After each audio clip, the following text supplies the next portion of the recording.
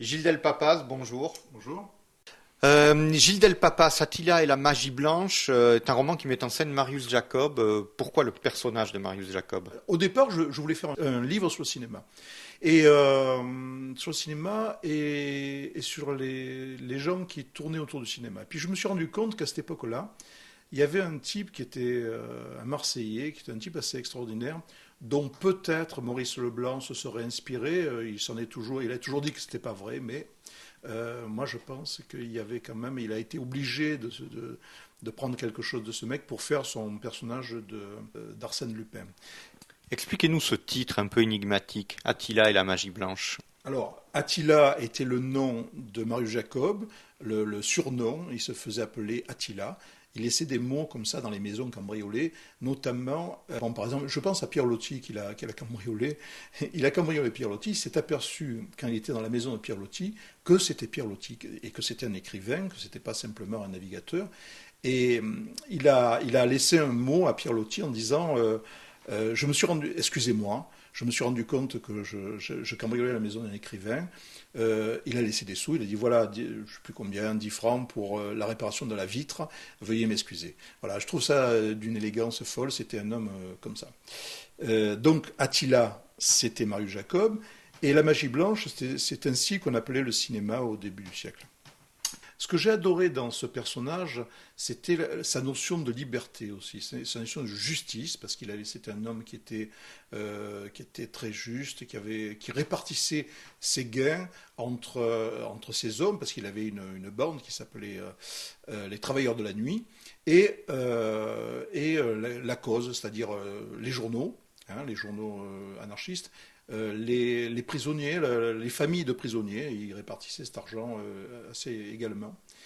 Et il a fait ça pendant des années et des années jusqu'à se faire arrêter. Donc c'est un personnage qui, bon, il se fait arrêter, il part en Guyane, à Cayenne, et il va vivre pratiquement 25 ans là-bas, dans les bagnes. Et par chance, c'est un des seuls prisonniers qui va réussir à s'en sortir, qui va pouvoir revenir en France et qui va terminer sa vie assez tard. C'est un roman qui parle beaucoup de cinéma aussi. Comment vous avez fait la jonction entre l'univers du cinéma et celui de Marius Jacob? J'avais envie de passer du cinéma au moment où, comme les utopies, un petit peu, il y a quelque chose qui est en train de naître en France. En France et à l'étranger, bien sûr, aux États-Unis, en Angleterre, en Italie aussi.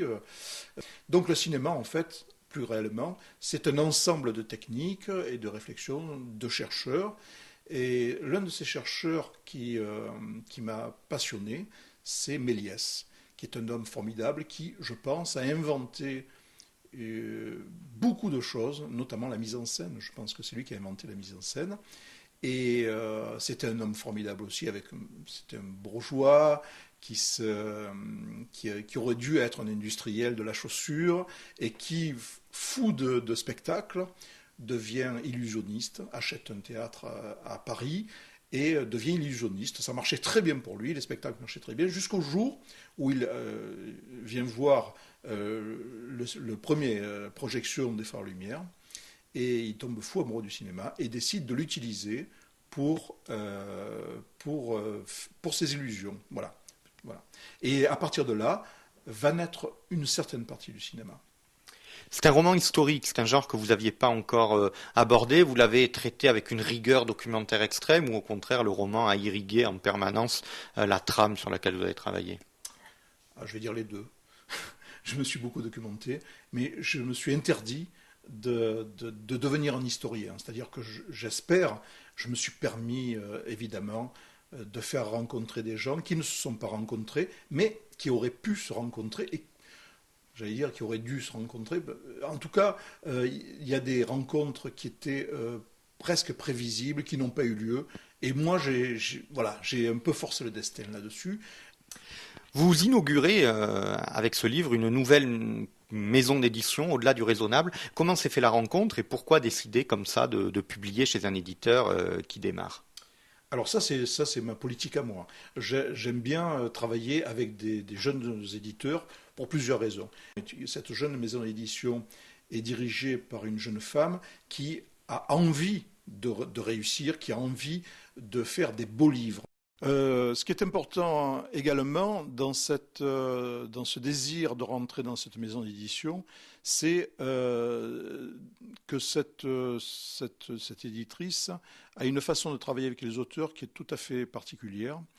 Tout d'abord au niveau de la confiance qu'elle met dans les auteurs, ce regard qu'elle porte sur les auteurs et qu'on n'a pas l'habitude d'avoir chez les éditeurs.